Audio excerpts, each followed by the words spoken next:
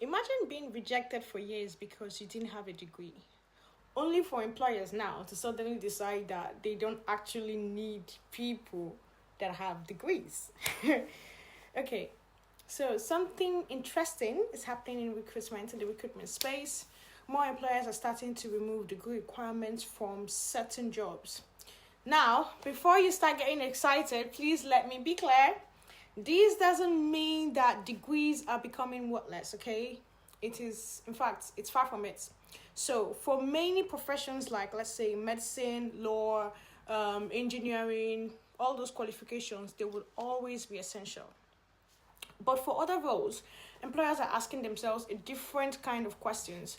Do we really need someone with a degree, or do we need someone with the right skills? Okay, and that is that is entirely changing the recruitment space. So instead of asking where did you study, the questions now are becoming can you actually do the job? And that's because they've realized that they might be missing out on talented people who gained experience through work, apprenticeship, professional certifications, or even self-learning. And that's called what do they call it now? It's called skill-based hiring. Yes, it's becoming a much bigger conversation in the HR space as well, in bracket recruitment. So now, if you're someone who doesn't have a degree, this should please encourage you.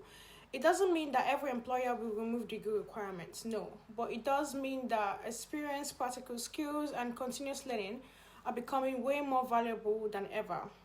And if you do have a degree, this isn't the bad news either, okay? A degree is still an achievement. I've got 3 degrees myself.